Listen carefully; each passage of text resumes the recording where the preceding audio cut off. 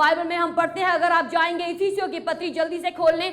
मैं चाहती हूं जितने भी लोग नोट बना सकते हैं नोट्स बनाएं, वो नोट नहीं पैसे छापने वाला, लेकिन नोट्स कॉपी में अगर आप लिख सकते हो, अगर आप लिख पढ़ सकते हो, कृपया कृपया करके लिख लें। मैं सच बता रही हूं आपको, 2006 में मैंने पहला अगापे डिसाइपलशिप स्कूल अटेंड किया था, दिल्ली में हुआ था।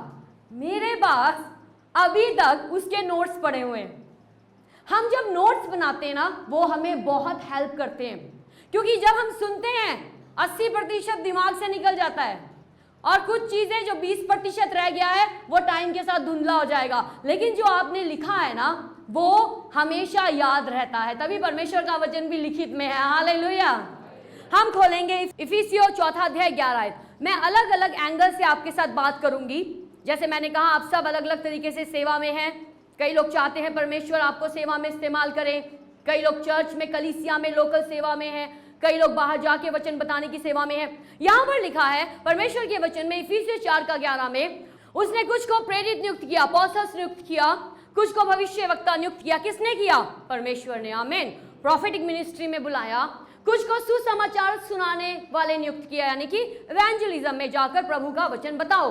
नेक्स्ट, कुछ को रखवाले यानी कि शेपर्ड्स, पास्टर करके परमेश्वर ने नियुक्त किया, और उपदेशक नियुक्त करके दे दिया, टीचर्स जो परमेश्वर का वचन सिखाते हैं। हम सबको परमेश्वर ने अलग अलग सेवा दी है।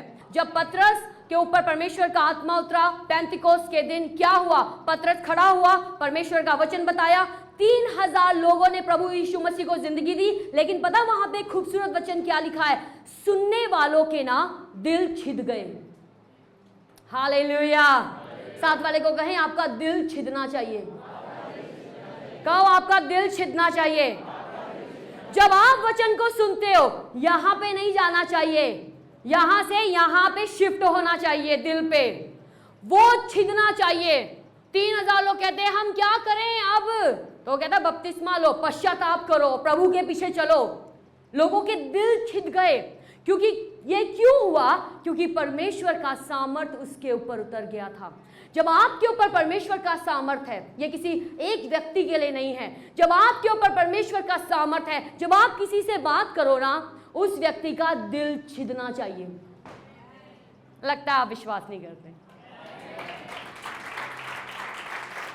क्या करना चाहिए? दिल छिदना चाहिए।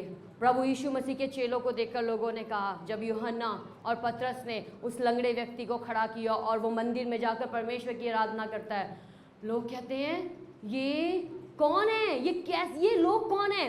लेकिन बाद में उन्हें पता चलता है ये वो लोग हैं जो यीशु मसीह के साथ रहते थे। आमीन। जब आप यीशु के साथ रहते हो, आपकी जिंदगी बदल जाती है। जब आप यीशु के साथ रहते हो, आपकी बेस्वाद जिंदगी में स्वाद आ जाता है। जब आप यीशु के साथ चलते हो, जहां पर मकसद नहीं है ना जिंदगी का, परमेश्वर वहां पे आपको मकसद देते हैं। मरियम मगदलीनी को परमेश्वर ने मकसद दे दिया। हालेलुया। यूहन्ना को एक मकसद मिल गया। पतरस सिर्फ मच्छी पकड़ने का काम करता था, वो उसका व्यवसाय था, उसको नहीं पता था आगे क्या होगा, सिर्फ इसी काम में मैं आगे बढ़ूंगा। लेकिन जब यीशु ने उसको बुलाया, उसने अपने पिता के जालों को छोड़ा, ऑन द स्पॉट प्रभु यीशु मसीह के पीछे चल गया। और जब परमेश्वर का आत्मा इन पे उतरा, इन्हें मकसद मिल गया। उन 120 लोगों को मकसद मिल गया। आज जब परमेश्वर का आत्मा आपके ऊपर है, आपके अंदर है, वो इसलिए नहीं आया सिर्फ हम आए, कॉन्फ्रेंस सुने और हम चले जाएं। वो इसलिए आया है ताकि आप सुने, आपके दिल छिद जाएं, आप कन्विक्ट हो जाओ, आप अपने गुनाहों से पश्चाताप करो। आप अगर इस रास्ते जा रहे हो, घूम के दूसरी दिशा में चले जाओ, जहां पे जाने के लिए परमेश्वर आपको बोल रहे हैं। आमीन, आमीन। प्रभु यीशु मसीह के साथ चलना बड़ी ही गंभीर बात है, बड़ी सीरियस बात है। वो हमारे दोस्त हैं, वो हमें दोस्त बोलते हैं, लेकिन प्रभु यीशु मसीह अपने पिता के काम के लिए बहुत ही सीरियस हैं, बहुत ही गंभीर हैं, और वो ये चाहते हैं हम अपनी लाइफ को एंजॉय करें। परमेश्वर ने हमें दी है, आज का दिन परमेश्वर ने बनाया है, हम उसमें आनंदित और मगन तो होते हैं, लेकिन इतने के मगन ना हो जाएं कि हम प्रभु ने जो हमें करने के लिए बोला है हम उसको पीछे रख दें और जो दुनिया की चीजें हैं उनको हम आगे लेके जाएं। पहले परमेश्वर का राज्य, सब कहें परमेश्वर का राज्य, फिर कहें उनकी बादशाहत, फिर कहें उनकी धार्मिकता। आमीन, आमीन। यीशु से पूछा आगे, धर्म गुरुओं ने, टीचर्स ऑफ द लॉ पूछते हैं आके सबसे बड़ी आज्ञा क्या है, फंसाना चाहते थे। प्रभु यीशु मसीह ने कहा सबसे बड़ी आज्ञा है तू अपने प्रभु परमेश्वर से पूरे मन से, यानी कि हृदय से, अपनी पूरी ताकत से, अपनी पूरी सोच समझ के साथ परमेश्वर से प्यार करना। हालेलुया। ये इंसान का सबसे पहला काम है, सबसे पहला परमेश्वर से प्यार करना। जब आप परमेश्वर से प्यार करेंगे आप परमेश्वर के कामों के लिए भी आगे रहेंगे। अगर एक व्यक्ति दुनिया से प्यार करता है, पता चल जाता है कि वो दुनिया की चीजों को आगे रखता है। जब वो परमेश्वर से प्यार करता है वो परमेश्वर की चीजों को आगे रखता है। जैसे पास्टर विक्रम बताते, कई बार हमने अपने इंपॉर्टेंट इवेंट्स को मिस किया सिर्फ इसलिए कि हमें परमेश्वर के कामों में लगे होना था। आप लोग सबसे ज्यादा कितना लंबा सफर तय करके आए हैं यहाँ पर? कोई आया है 10 घंटे का सफर तय करके? चंबा वाले कितने घंटे का भाई सुरेश? 5 घंटे का। कोई आया 6 घंटे का सफर? ओके। अमृतसर वाले कितने घंटे का सफर तय करके आए हैं? कितने? 3 घंटे। ओके। व्यास वाले कितने घंटे का सफर तय करके आए हैं? 3 घंटे। जलंधर वाले कितने घंटे का सफर तय करके आए हैं पास्टर जी? आप 1-2 घंटे, वो डिपेंड करता है। आपने अगर 100 से ऊपर पहुंचाइए तो आप 1 घंटे में पहुंच जाओगे। लेकिन मैं आपको ये क्यों बता रही हूं? इसलिए बता रही हूं, पौलुस भी कहता है ना, भैया मेरे ऊपर यीशु मसीह के कोड़ों के निशान है ना, मुझे पे घाव पड़े हैं। वो अपनी महिमा के लिए नहीं बता रहा था, वो बता रहा था ताकि कलीसिया सीखे। तो अगर हम, कोई भी व्यक्ति आपको यहाँ पर अपनी जिंदगी में से बताता है, इसका मतलब ये नहीं वो व्यक्ति अपनी बड़ाई कर रहा है या आपसे चाहेगा वाह उस्ताद वाह बड़ा अच्छा प्रचार किया। हम वाहवाही नहीं चाहते, हमारी वाहवाही सिर्फ एक ही देता है, वो परमेश्वर, उससे सुनना चाहते हैं। आमीन। हम उससे सुनना चाहते हैं, ये मेरा प्रिय पुत्र है, ये मेरी प्रिय बेटी है और इससे मैं प्रसन्न हूं। हालेलुया। परमेश्वर से हमने सुनना है। हम इसलिए नहीं बताते कि हमारी कोई बड़ाई करे, हम इसलिए बताते हैं ताकि आप भी सीखें। बाइबल में भी एग्जाम्पल्स दिए गए हैं, हम सीखते हैं ना। हमने ऊजिया के बारे में, ऊरिया के बारे में पढ़ा, राइट? हमने क्या किया? उससे सीखा। अगर हम ऊरिया के बारे में सुन रहे हैं इसका मतलब ये नहीं कि हम ऊरिया अब घमंड कर जाए, उसकी जिंदगी से सीख रहे हैं ताकि हम भी सीख पाएं। आप में से कई लोग 5 घंटे का सफर करके आए हैं, कई 3 घंटे का, 2 घंटे का। लेकिन बहुत बार पास्टर विक्रम और मैंने सफर किया 3-4 दिन की कॉन्फ्रेंस के लिए। पता कितने दिन? 6 दिन। 3 दिन जाना, 3 दिन 3 रात जाना, 3 दिन 3 रात आना। और ये एक बार नहीं हुआ, साल में 2 बार जरूरी था जाना, वहां पर बैठना। और वहां जाकर इतना भूख होती थी ना, बस जो प्रचार हो रहा है ना उसको हमें खिला दो। और ऐसा नहीं कि बच्चा नहीं था, बच्चे के साथ भी सफर किया, 3 दिन 3 रात। ट्रेन में सफर आसान नहीं होता है, लेकिन परमेश्वर के लिए अगर भूख है ना, परमेश्वर हमारे लिए रास्ता बनाते हैं। आमीन, हालेलुया। एक बार नहीं 2 बार गए हैं, साल में 2 बार। और कितनी बार गए हैं? एक बार मुझे याद है, अब मैं आपको कहानियां बता रही हूँ, लेकिन मुझे लगता है लाइफ एग्जाम्पल्स दूसरों के लिए भी एक उदाहरण सेट करते हैं कि नहीं करते? मिजोरम में चले गए, डॉक्टर जॉन ने बोल दिया यहाँ आना है, यहाँ पे डिसाइपलशिप स्कूल होना है 1 महीने का, और विक्रम मुझे आपकी ज़रूरत है, आप कोऑर्डिनेट करोगे। अब पास्टर विक्रम, उनको कैसे जाएं? माँ है, बुजुर्ग, उनको भी देखना है, बच्चे हैं 2, उनको भी देखना है, किसके पास छोड़ें? कई बार नहीं बंदोबस्त हो पाता था। वैसे धन्यवाद मेरे मदर फादर का, वो संभालते हैं, लेकिन कई बार नहीं हो पाया। अब उनको भी लेकर गए हैं, वहाँ पर गए हैं, वहाँ पर ना रहने का बंदोबस्त है अच्छा। एक उन्होंने हमें कुटिया दे दी थोड़ा सा दूर जाके, अब उसमें ये चैलेंज था, वहां पानी नहीं था और वो 30 दिन जाके दूर से पानी उठाकर लेकर आना है और जो नहाना धोना, टॉयलेट में जो पानी इस्तेमाल करना है, सारा वहीं से आ रहा है और वही पानी हमने इस्तेमाल करना है। वहां का खाना बिल्कुल अलग है। हम वहां पे जाके बोलेंगे अरे हमारा टेस्ट नहीं मिल रहा है। अरे जब प्रभु सेवा में बुलाते हैं ना, कई बार हमें टेस्ट छोड़ने पड़ते हैं। समझ रहे हो आप लोग? कई बार लोग कह रहे होंगे पीछे खाना बन रहा है, ओ यार मिर्ची ज़्यादा हो गई, और यार नमक ज़्यादा हो गया, यार नमक कितने है, मिर्ची कितने है, कईयों को मिर्ची ज़्यादा चाहिए, किसी को कम चाहिए। तो कई बार हो सकता है हम कई कारण ढूंढे, ये नहीं हुआ, ऐसा नहीं हुआ, वैसा नहीं हुआ। लेकिन एक चीज़ मैं आपको बताऊं, जब परमेश्वर बुलाते हैं ना, याद रखो परमेश्वर बड़े मकसद के लिए बुला रहे हैं। आमीन। अब वहाँ पे चले गए हैं, 30 दिन रहे हैं, दादी को भी खाना खिलाना, उनका खाना अलग सा उबला उबला, कई बार तो इतनी महक आती थी, क्योंकि वो खाना पता किससे बनाते थे? चावल डाल लिया, दाल डाल लिया और बैम्बो शूट, बांस का जो कोमल हिस्सा होता है ना, उसकी जो तना कोमल वाला होता है, उसकी सब्जी बना देनी। मैंने कहना हे प्रभु आप हमें हिम्मत देना कि हम खा पाए एकदम। और जब हम मिजोरम रहे, रूफस मीजो भाषा बोलना शुरू हो गया।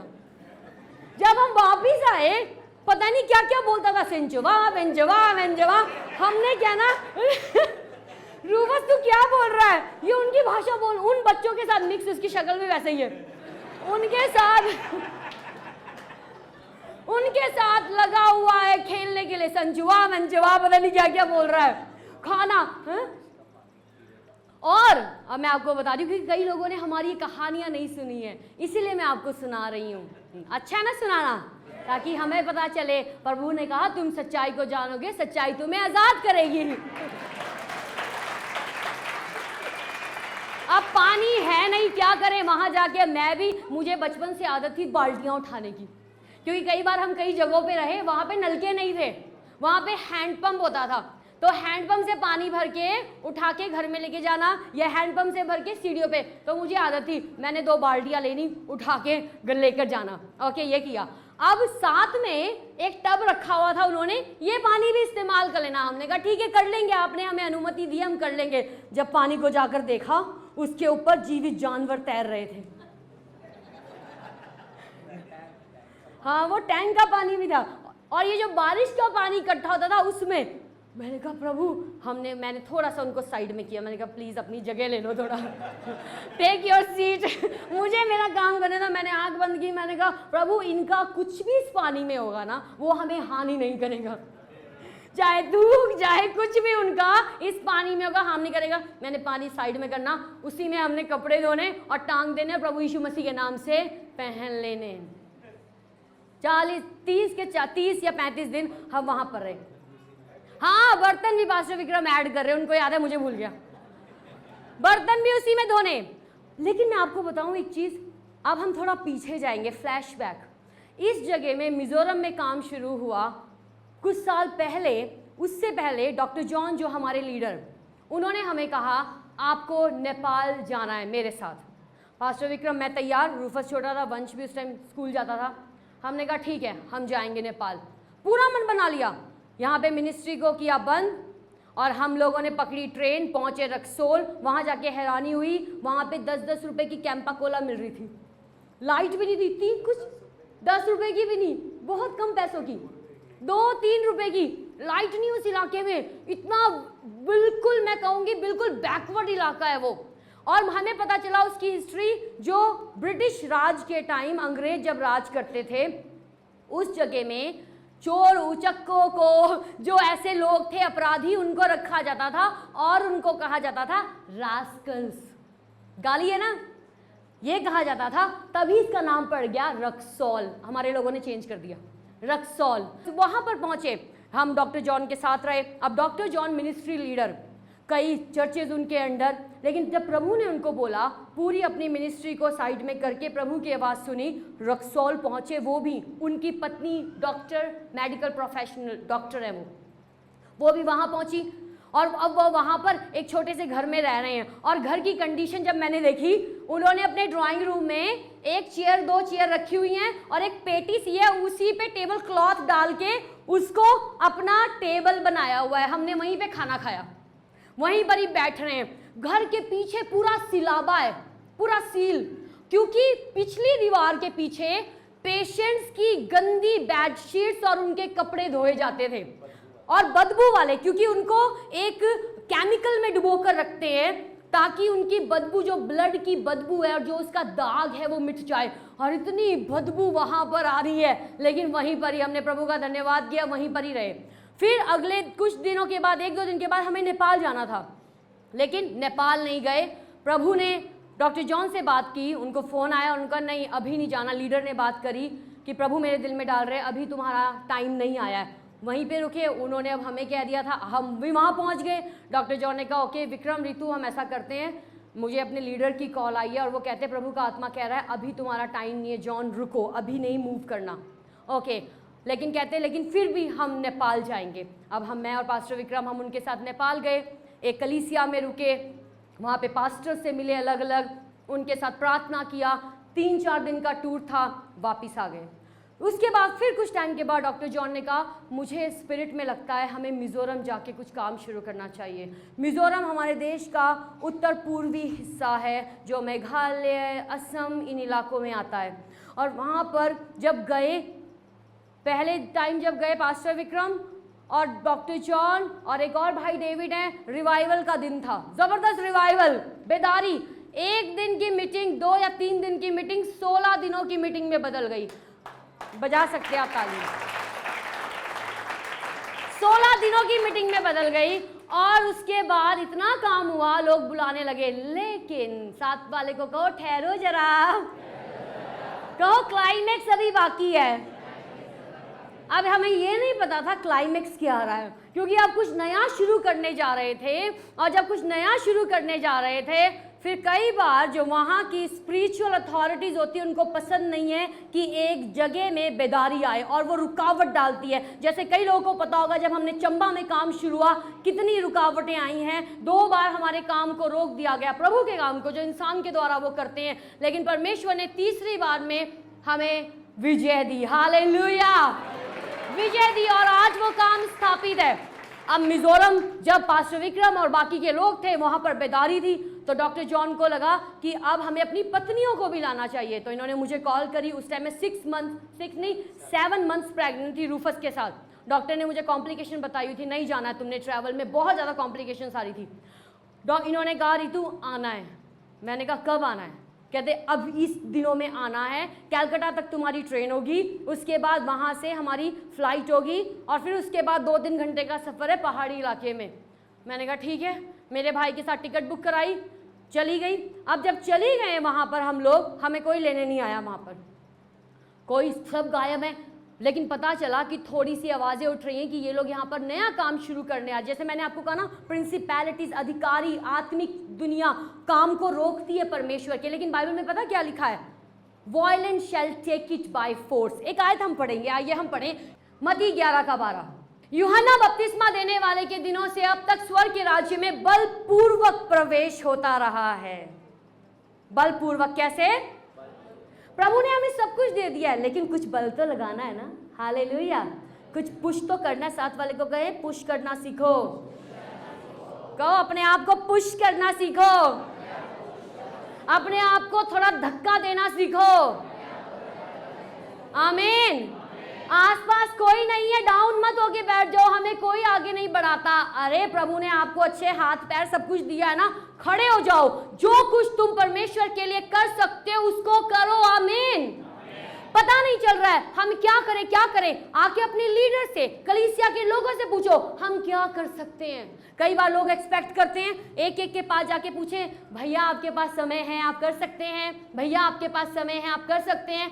बजाय कि ऐसा होना चाहिए, लोग आके पूछे पास्टर राहुल के पास आके, पास्टर राहुल मेरे पास ये समय है, मैं क्या कर सकती हूँ मुझे बताओ, मेरे पास ये समय है, मैं कैसे आकर सेवा कर सकती हूँ। बहुत बार अपने आप को हमें पुश करना पड़ता है। एक औरत भी बच्चे को पैदा करते टाइम पुश करती है। हालेलुया।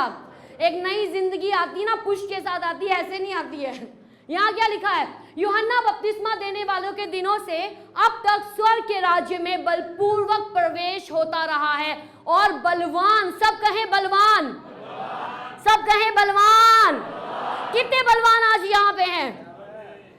कितने बलवान? साथ वाले को पूछे बलवान हो, पूछो सूरवीर सूरमा हो, कहीं शूरवीर सूरमा हो, कहो बलवान हो, तो जमीन ले लो ना भाई। हालेलुया, जमीन ले लो, जिंदगियों को छू लो। आप एक जिंदगी को छुएंगे, याद रखना आपके साथ सिर्फ एक जिंदगी नहीं जुड़ी है, आपके साथ सिर्फ आपका परिवार नहीं जुड़ा है।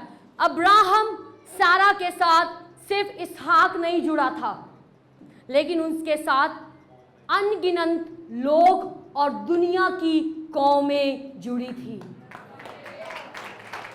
एक व्यक्ति का फैसला कौमों के लिए आशीष बन गया। आपका फैसला कौमों के लिए आशीष बन जाएगा। एक फोटो दिखाएंगे, बड़ी खूबसूरत है, हमने आप सबकी खींची थी अभी।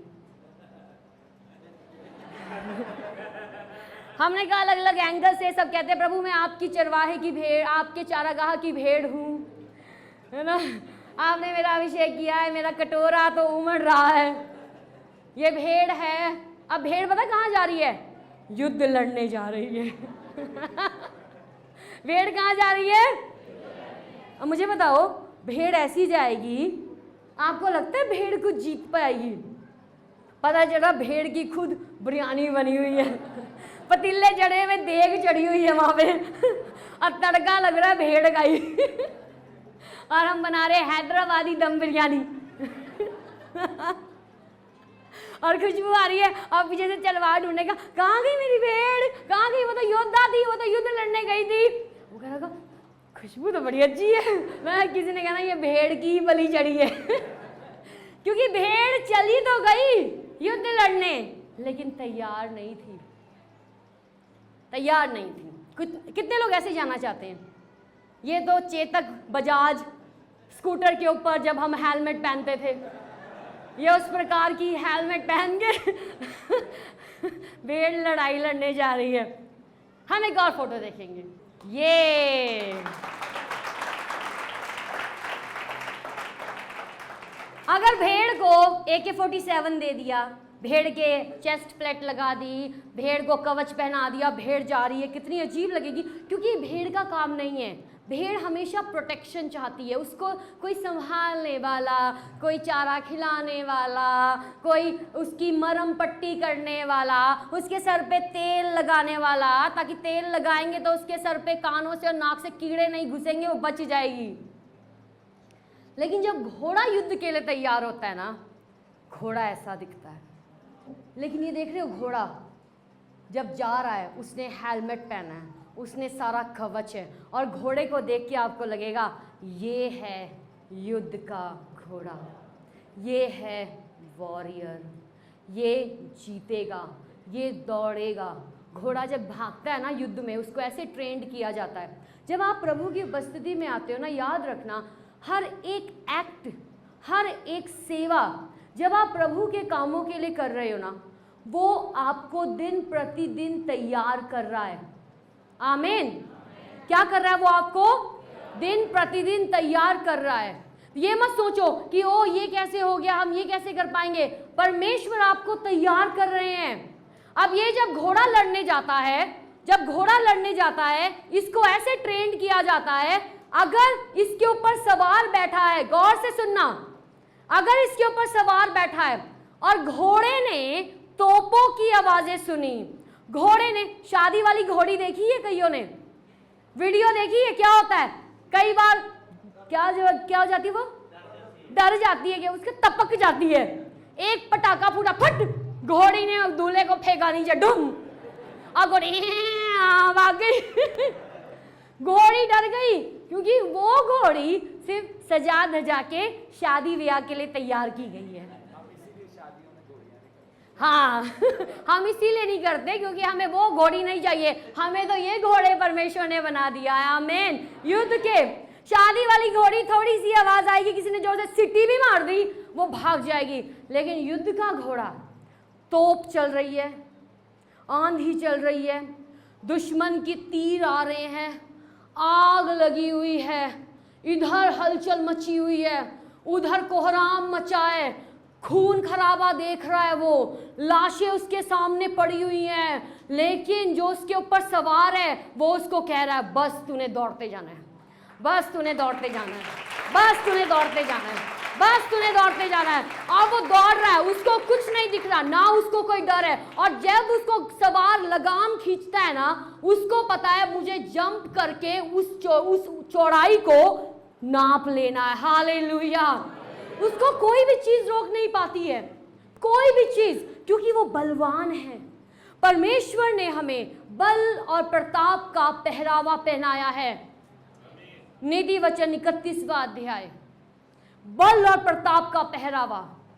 अगर हम ये सोचते हैं प्रभु हम कमजोर हैं, हमसे नहीं हो सकता, ये सिर्फ आपने कुछ लोगों के लिए रखा है, हमारी ये सोच बिल्कुल गलत है। परमेश्वर की सेवा में औरत क्या, आदमी क्या, छोटा बच्चा क्या, बुजुर्ग महिला क्या, बुजुर्ग आदमी क्या, हर एक की जरूरत है। एक व्यक्ति के बारे में मैं आपसे बात करना चाहूंगी। आइए हम जाएं एक गिनती की किताब 14वां अध्याय 24 आयत। यहाँ पे हम खोलेंगे उसको, उसके बाद हम उसे पढ़ेंगे। लेकिन मैं आपको बता दी मिजोरम की कहानी भूलना मत। और परमेश्वर अगर आपको आज किसी परिस्थिति में रख रहे हैं ना, वो इसलिए रख रहे हैं ताकि आपकी जिंदगी से वो एक इतिहास बना सकें। आमीन। कितने इतिहास बनाने वाले इस जगह में हैं? हिस्ट्री मेकर्स कितने हैं? मैं तो अपने लिए विश्वास करती हूँ हम इतिहास लिखेंगे। हो सकता है हमारी गाथाएं, हमारी जिंदगी में जो हम प्रभु के लिए कर पाए, दुनिया की किताबों में नहीं लिखा होगा, लिखा भी होगा नहीं भी लिखा होगा, किसको परवाह है, लेकिन पता कहां लिखा होगा? परमेश्वर की एक यादों की किताब है, the book of remembrance, book of remembrance. हर एक छोटी से छोटी चीज जो हमने प्रभु के लिए की है, हर समर्पण, हर हमारा देना, हमारी हर जो एफर्ट हम करते हैं, हम जो यात्राएं करते हैं, हम जो जोखिम उठाते हैं, हम जिन परिस्थितियों को सहते हैं, उन चीजों में जब हम जाते हैं, परमेश्वर के स्वर्ग में सब कुछ रिकॉर्ड हो रहा है, सब कुछ रिकॉर्ड हो रहा है। टाइपिंग चल रही है, ठक ठक ठक ठक ठक, लिखते जाओ जो जो हो रहा है। बुक ऑफ रिमेम्बरेंस, याद रखना। आमीन। सब कहें इच्छा, सब कहें विलिंगनेस, विलिंगनेस। कालेब के बारे में पढ़ते हैं। हमने खोला था गिनती 14वां अध्याय 24 आयत। परंतु इस कारण कि मेरे दास कालेब के साथ और ही आत्मा है, सब कहें और ही आत्मा है, सब कहें डिफरेंट स्पिरिट, सब कहें एक अलग आत्मा। कई बाइबल के वर्जन्स में लिखा है, दूसरे वर्जन्स में मिलिटेंट स्पिरिट। क्या लिखा है? मिलिटेंट। उसके अंदर जो आत्मा था ना, और वो कोई और नहीं, पवित्र आत्मा जो आपके अंदर भी है। Hallelujah, hallelujah. कालेब के अंदर वो आत्मा है, कालेब के साथ और ही आत्मा है। परमेश्वर का आत्मा उसके साथ है, मिलिटेंट स्पिरिट उसके अंदर उसके साथ है, और उसने पूरी रीति से मेरा अनुकरण किया है। वो मेरे जो मैंने कहा उसने किया। आपके पास आज अगर परमेश्वर का आत्मा है ना, प्रभु जो आपसे कहते हैं, आप कभी भी करने में देरी नहीं करोगे। आमेन, आमेन। डिलेड ओबीडियंस इज डिसोबीडियंस, किसी ने कहा। देरी से की गई देरी से मानी गई आज्ञा सच में, एक्चुअली में अनाज्ञाकारिता है। फुली फॉलो, इसने परमेश्वर को फुली फॉलो किया। सब कहें फुली फॉलो किया, कहीं पूरी तरीके से फॉलो किया, पूरी तरीके से वो प्रभु के साथ चला। मैं उसको उस देश में जिसमें वह हो आया है पहुंचाऊंगा, और उसका वंश उस देश का अधिकारी होगा। 14वां अध्याय यहोशू की किताब में जाएंगे, आप नोट कर लो, ये बहुत इंपॉर्टेंट वर्सेस हैं। यहोशू की किताब उसका 14वां अध्याय उसकी 10 और 11 आयत। सो हमने पहले पढ़ा गिनती 14 में, कालेब के साथ जो आत्मा था वो एक अलग आत्मा, पवित्र आत्मा, मिलिटेंट स्पिरिट, प्रभु के काम को करने का जज्बा, नकारात्मक बातों की ओर ध्यान नहीं देता था। वो आपके अंदर परमेश्वर का आत्मा अगर है, हमारे अंदर अगर परमेश्वर का आत्मा है, हमारे कान नकारात्मक बातों की ओर नहीं लगेंगे, हमारे कान निराशा की बातों की ओर नहीं लगेंगे। अगर निराशा आ भी जाए, हमें पता होना चाहिए हमें परमेश्वर की उपस्थिति में जाकर अपने आप को बलवंत करना है। आमीन। दाऊद ने अपने आप को बलवंत किया, ये हमारी जिम्मेवारी है। हम चाहे अकेले हो, चाहे हमारे साथ कोई हो ना हो, लेकिन एक चीज तो श्योर है, परमेश्वर हमारे साथ है और परमेश्वर का आत्मा हमारे अंदर, हमारे ऊपर है। और अब देख, तो अब इनको जमीनें दी जा रही हैं, यहोशू की किताब में हम देखते हैं। और अब देख, जब यहोवा ने मूसा से यह वचन कहा था, तब से 45 वर्ष हो चुके हैं। तो कालेब जाता है, कहता है मुझे भी जमीन दो, और अब कि मैं भी एक जमीन जीतूं परमेश्वर के लिए। और अब ये बात कर रहा है, कहता है जब मूसा के टाइम में था ना, उस टाइम में 45 साल का था। कितने साल का था? वो 40 साल का था। और वो कहता है तब से 45 वर्ष हो चुके हैं, तो और 45 साल ऐड कर लिए, और अब कितने साल का हो गया वो? 85 साल का। कितने साल का? 85 साल का। लेकिन आगे हम देखेंगे, अब वो ये नहीं कह रहा है अब मेरे बैठने का टाइम आ गया है, लेकिन अब पता वो क्या कह रहा है? देखो ध्यान से, जिनमें इजराइली जंगल में घूमते फिरते रहे, उनमें यहोवा ने अपने कहने के अनुसार मुझे जीवित रखा है, और अब मैं 85 वर्ष का हूं। 85 ईयर्स ओल्ड कालेब। आगे जाएंगे नेक्स्ट आयत में, जितना बल, कहें जितना बल, कहें जितना बल मूसा के भेजने के दिन मुझ में था। 85 ईयर्स का बंदा बात कर रहा है, कहता है जितना बल मूसा के भेजने के दिन मुझ में था, उतना बल अभी तक मुझ में है। कितने लोग कह सकते हैं? जितना बल पहले था उतना ही बल आज है। जितना जुनून पहले था प्रभु के लिए, उतना ही जुनून आज है। जितनी भूख पहले थी उतनी ही भूख आज है। जितनी प्यास परमेश्वर के कामों के लिए पहले थी उतनी ही आज है। जितनी आज्ञाकारिता पहले दिनों में थी ना, जब प्रभु को हमने जिंदगी दी थी और हम कहते थे प्रभु तेरे लिए जीऊंगा, तेरे लिए मरूंगा, तेरे लिए यीशु सब कुछ सहूंगा, और हम कहने पाए आज भी वो सेम जज्बा हमारे अंदर है। आमीन।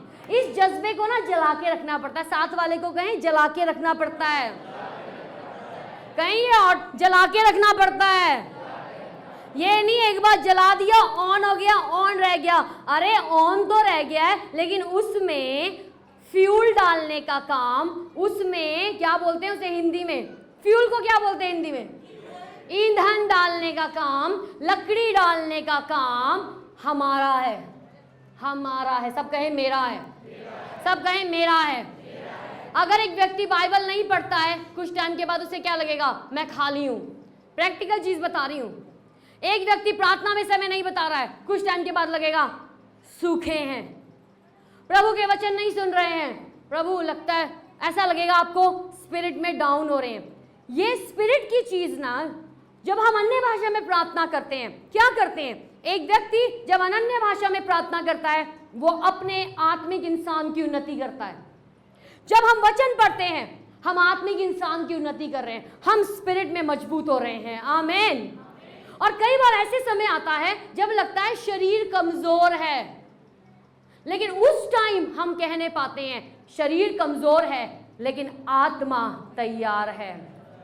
शरीर कहेगा मत कर, तेरे से नहीं होगा, रहने दे, तू कैसे कर सकता, माफ नहीं कर सकता, तुझे बहुत जल्दी गुस्सा आ जाता है, तू किसी की करेक्शन नहीं ले सकता, तेरे बारे में उन्होंने ऐसे कैसे बोल दिया, तू उसको हजम नहीं कर सकता है। शरीर बोलेगा सब कुछ, लेकिन जब आत्मा उसके ऊपर कंट्रोल ले लेता है, आत्मा कहेगा तू चुपचाप बैठ, क्योंकि मैं आत्मा के चलाए चलने वाला हूं। हालेलुया। कुछ चीजों को हमें शट अप बोलना पड़ता है। चुप, सोचे आ रही हैं गलत, चुप, डर की बातें आ रही है, चुप, किसी के लिए नकारात्मक आ रहा है, चुप, किसी की बात याद आ रही है बोली हुई, चुप। और उस टाइम अपने कान को प्रभु की ओर लगाना है, अपने अंदर उस आग को जलाकर रखना हमारा काम है। आमीन। सब कहें मेरा काम है। कहीं परमेश्वर की आग को जलाए रखना ये मेरा काम है। परमेश्वर की आग को जलते रहने देना कहीं ये मेरा काम है, कहीं ये मेरा काम है। हमारी आग कहीं इतनी सी ना हो शैतान आए ऐसे पकड़े फुक उड़ा दे हम उड़ जाएं, लेकिन हमारी आग ऐसी होनी चाहिए जो बढ़ती जाती है, जो बढ़ती जाती है, जो बढ़ती जाती है, जो बढ़ती जाती है, जो फैलती जाती है, जो जिंदगियों को छूती जाती है। किसी ने एक बार प्रभु के एक दास से कहा, आप कैसे इन चीज़ों को, आपके इर्द गिर्द इतनी आग लगी हुई है, कई चैलेंजेस आ रहे थे, कैसे आप इन चीज़ों को सहते हो, कैसे आप इनका सामना करते हो? क्या ये आसपास की जो आपके इर्द गिर्द आग लगी ना, वो आग कैसे लग सकती है? हो सकता है कोई गलत समझ रहा हो सकता है कोई बातें कर रहा हो सकता है अलग तरीके से सताव आ रहा हो सकता है कोई प्रभु के नाम के कारण बुलाना रहा हो, पूछना रहा हो, कई चीजें आ रही हो। प्रभु के इस दास ने कहा, जो आग मेरे अंदर लगी ना पवित्र आत्मा की, वो उस आग से बड़ी है जो मेरे बाहर लगी हुई है। आमीन, आमीन, आमीन, हालेलुया। ये वो आग गिरी थी उनके ऊपर जो स्वर्ग से आई थी, ये किसी इंसान ने नहीं जलाई थी, ये स्वर्ग की आग थी। आप समझ रहे हो? पवित्र अग्नि थी जो उनके ऊपर आके ठहर गई। और फिर पतरस खड़ा होता है हियाव के साथ, बोल्डनेस के साथ। पहले पतरस छुपा हुआ है, कमरों के अंदर छुपे हुए हैं, रोमी लोग पकड़ लेंगे, सरकार हमें पकड़ लेगी, हमारा क्या होगा? लेकिन जैसे ही इनके ऊपर पवित्र आत्मा उतरा, खड़ा हुआ वचन बताने लगा, खड़ा हुआ लोगों को परमेश्वर का वचन बता रहा है, चिन्ह चमत्कार करे जा रहे हैं, लोगों की जिंदगियां बदल रही है और परमेश्वर का काम दिन प्रतिदिन बढ़ता जा रहा है। कई बार लोग सोचेंगे क्या ये एक ही व्यक्ति का काम है? ये एक व्यक्ति का काम नहीं है। आमीन।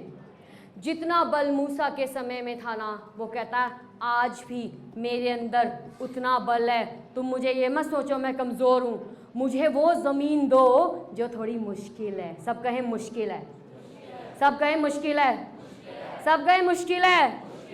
कई बार ज़मीनें मुश्किल होती है, किसान को क्या करना पड़ता है? हल जोर से चलाना पड़ता है, जोर से उठा के उसको क्या बोलते हैं, उस गई मारनी पड़ती है ना? अगर मैं शब्द भूल रही हूँ मुझे माफ़ कर दें।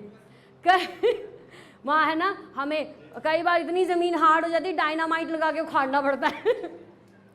इतना जोर लगाना पड़ता है। लेकिन याद रखें, जब हम प्रभु के कामों के लिए जोर लगाते हैं ना, परमेश्वर उस काम का सम्मान करते हैं, वो उसको बढ़ाते हैं। हालेलुया।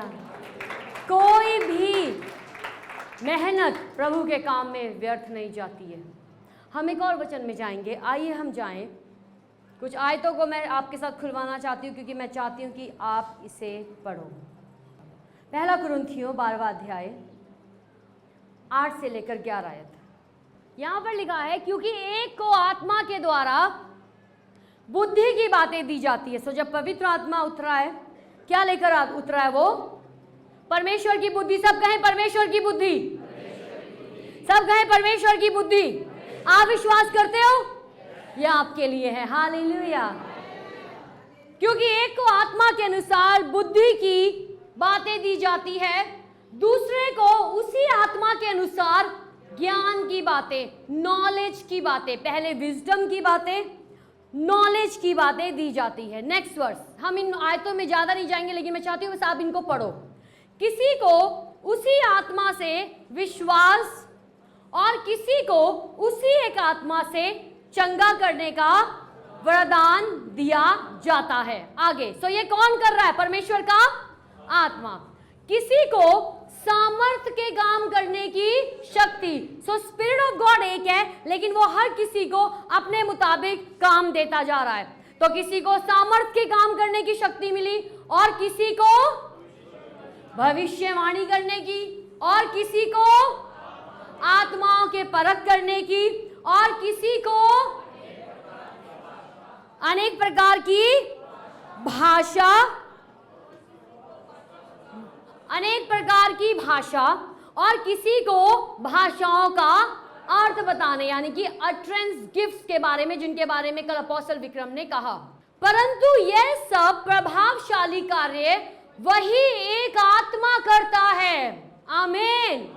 स्पिरिट ऑफ गॉड, परमेश्वर का आत्मा जब आपके अंदर है, आप चाहो किसी भी उसके एंगल में आप बढ़ सकते हो। आपको है, हमने लोगों के लिए प्रार्थना करी, वो चंगे होने चाहिए, आपका फोकस वो है। ओके, अब आप कहोगे प्रभु मैं जा रही हूं उस व्यक्ति के लिए प्रार्थना करने, और आप उसको छुएं वो चंगा हो। क्या करते हैं हम? अपने गिफ्ट को एक्सरसाइज करते हैं। क्या करते हैं हम? उसको इस्तेमाल करते हैं। जितना आप एक वरदान को इस्तेमाल करोगे, चाहे वो ज्ञान का हो, चाहे समझ का हो, बुद्धिमानी का हो, चाहे आत्माओं की परख का हो, चाहे वो भविष्यवाणी करने का हो, चाहे वो अनन्य अनन्य भाषा बोलना और फिर उनका अनुवाद करने का हो, जितना एक व्यक्ति इन वरदानों को इस्तेमाल करता है, वो उतना ही आगे उनको बढ़ते हुए देखता है। अगर कोई कहेगा मुझे मिला है लेकिन मैं इस्तेमाल नहीं करूंगा, वो वहीं पर ही रुक जाएगा। अगर आपको कोई वरदान मिला है, उसे इस्तेमाल करें। कई बार लोग मिलते हैं, हमें सिर्फ अनन्य भाषा 2 शब्द मिले हैं, हमने 2 शब्द बोले, आगे हमें मिला नहीं, हम चुप कर गए। फिर उनको समझाया जाता है, भाई अगर आपको 2 शब्द मिले हैं, आप उनको लगातार बोलते जाओ। जब आप बोलते जाओगे, वहीं पे परमेश्वर उस गिफ्ट में और बढ़ाते जाएंगे, और बढ़ाते जाएंगे, और बढ़ाते जाएंगे। आमीन। परमेश्वर का एक आत्मा है जो अलग अलग लोगों को अपनी इच्छा के अनुसार बांट देता है। लेकिन इसका मतलब ये नहीं कि हम किसी और गिफ्ट की चाह ना रखें। पौलुस कहता है चाह रखो, और मैं तो चाहता हूं सबसे ज्यादा तुम भविष्यवाणी के गिफ्ट की चाहत रखो। लेकिन याद रखें, हर एक व्यक्ति भविष्यवाणी कर सकता है, लेकिन हर एक व्यक्ति जो भविष्यवाणी करता है वो भविष्यवक्ता नहीं होता। भविष्यवक्ता वो ही होता है जिसको वो एक दफ्तर देता है परमेश्वर। जैसे एलीशा था, एलिया था, यशाया था, यर्मिया था, सैमुअल था, दाऊद को भी भविष्यवक्ता करके बोला गया है ना। तो आप देखोगे नए नियम में भी कई लोग भविष्यवाणी के वरदान में चले। सो एक ऑफिस होता है, लेकिन हर एक व्यक्ति जिसने परमेश्वर का आत्मा पाया है वो भविष्यवाणी कर सकता है। सब कहें मुझ में एक अलग ही आत्मा है। फिर कहें मुझ में एक अलग ही आत्मा है। फिर कहें मुझ में एक अलग ही आत्मा है। आमीन, आमीन, आमीन।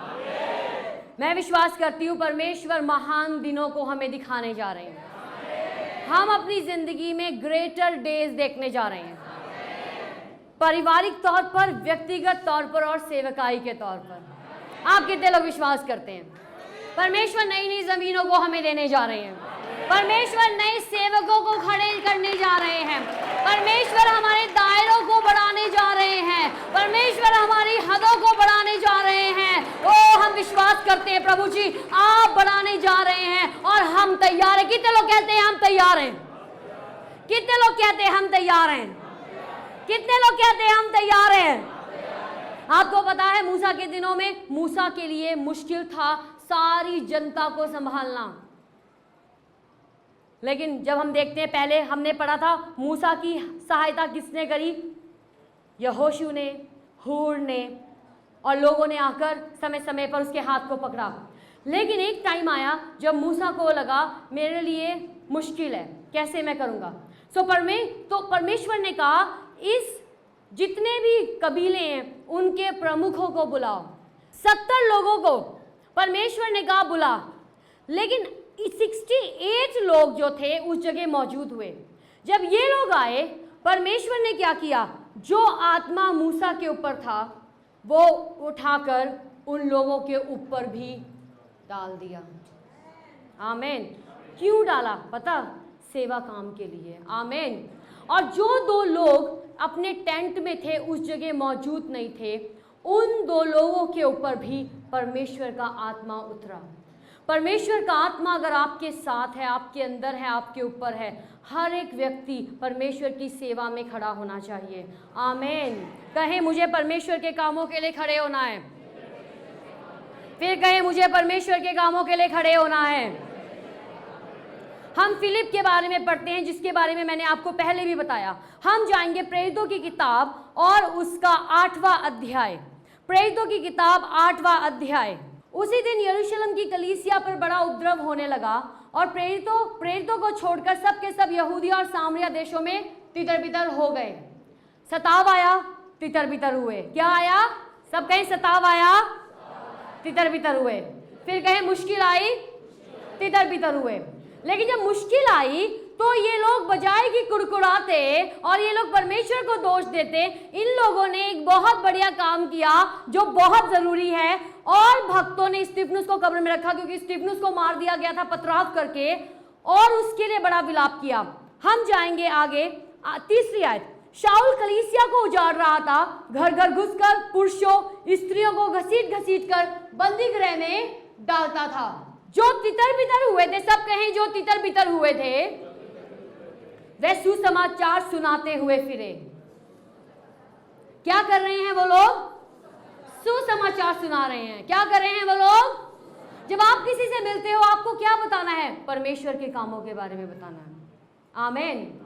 जब मैंने प्रभु को पाया था, आज भी जब लोग मिलते हैं प्रभु के कामों के बारे में बात करते हैं। हम लोग ट्रेन में सुनाना शुरू कर देते थे। जब मैंने प्रभु को जिंदगी दी, उसी टाइम जज्बा नहीं था, आज भी है, लेकिन आज कई और जिम्मेवारी है। लेकिन प्रभु ने लोग खड़े किए जो आगे जाके काम करते हैं, ताकि हम कुछ और कामों को कर सकें। किसी ने भी घर में आना, मैंने उनको जाने ही नहीं देना जब तक प्रभु के बारे में नहीं बताना।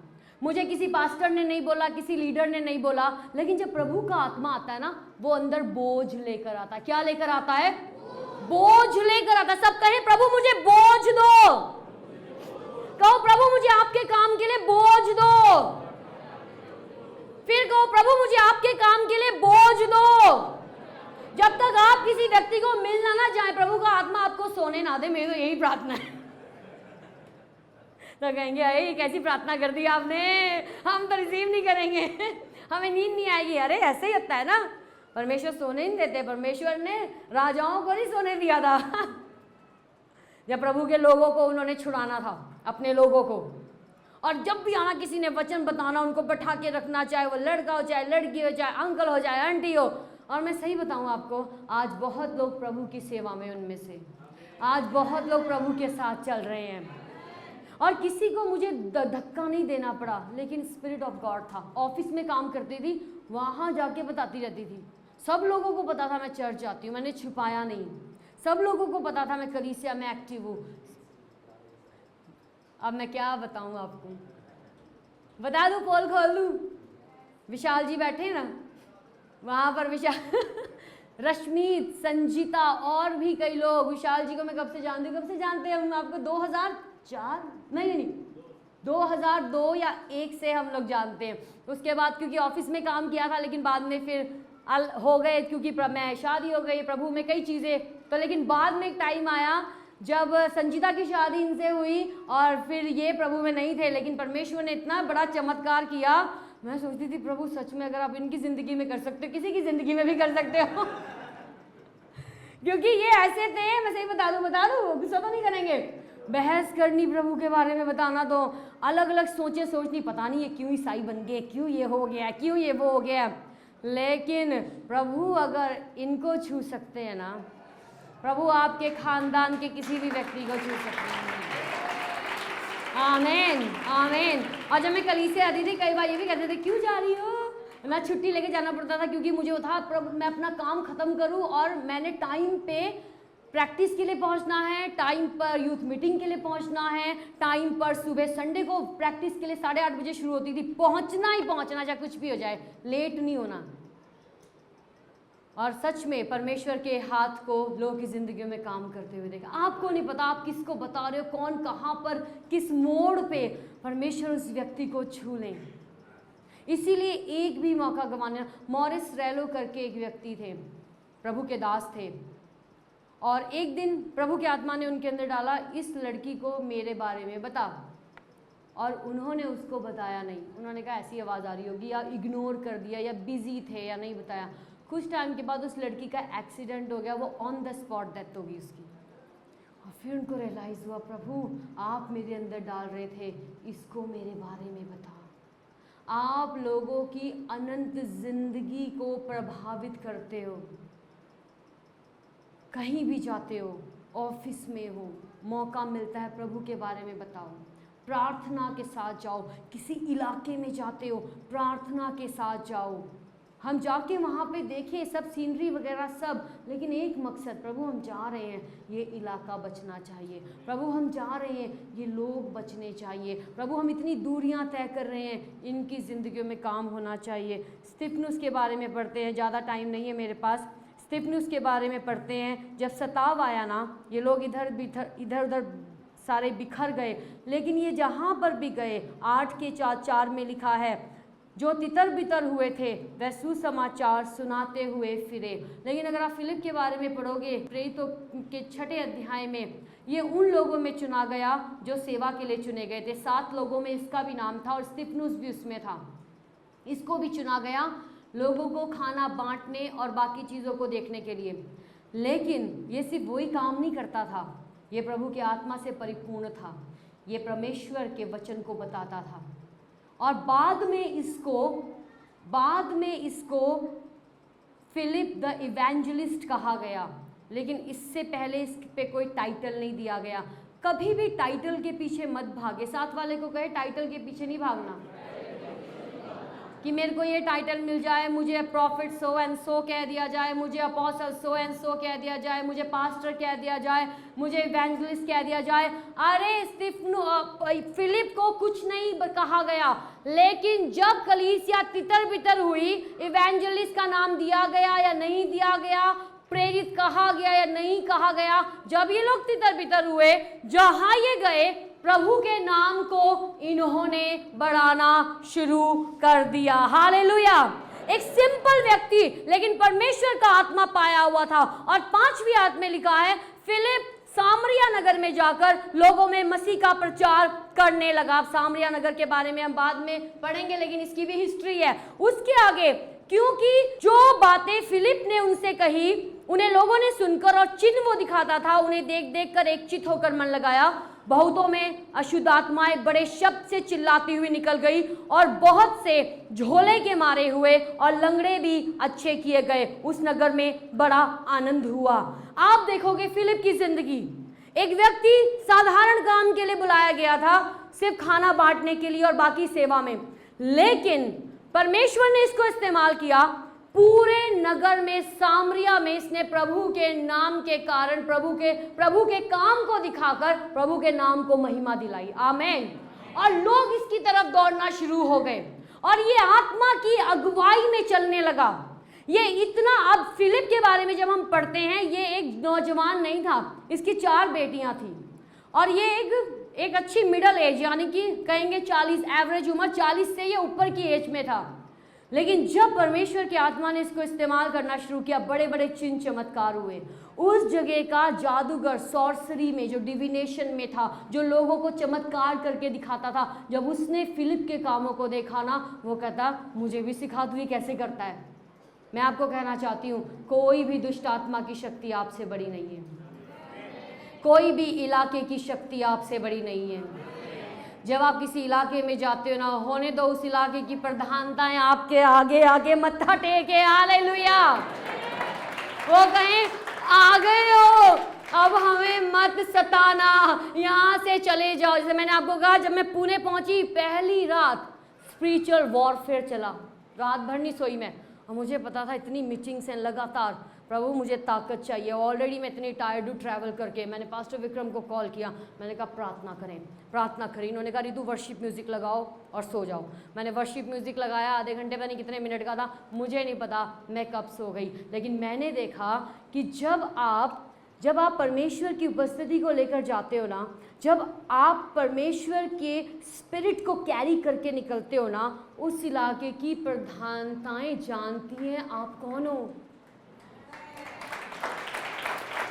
वो हमारी आत्मिक अधिकार को समझती है। लेकिन दुख की बात है, बहुत से प्रभु के लोग नहीं जानते। उनको लगता है हम बेचारे, हम कमज़ोर। आत्मिक दुनिया जानती है हम कौन सा आत्मा कैरी करते हैं। हम स्पिरिट ऑफ गॉड को लेकर चलते हैं। हम परमेश्वर की प्रेजेंस को लेकर चलते हैं, हम प्रभु की उपस्थिति को लेकर चलते हैं। और जब उपस्थिति को लेकर हम यरदन में पैर रखते हैं ना, जब यरदन उस समय में थी जब बहुत ऊंचा पानी का स्तर होता था, उस टाइम में भी यरदन का पानी पीछे का पीछे रुक जाता है। Hallelujah, hallelujah. यरदन नदी भी रोक नहीं पाती, यरीहो की दीवार भी रोक नहीं पाती, लाल समुंदर भी रोक नहीं पाता, मिस्र रोक नहीं पाता, बेबीलोन रोक नहीं पाता, दुनिया की कोई भी चीज़ रोक नहीं पाती, क्योंकि जो हमारे अंदर है वो उससे बड़ा है जो इस दुनिया में है। हमारे अंदर जो है वो उससे बड़ा है जो इस दुनिया में है। Hallelujah, hallelujah.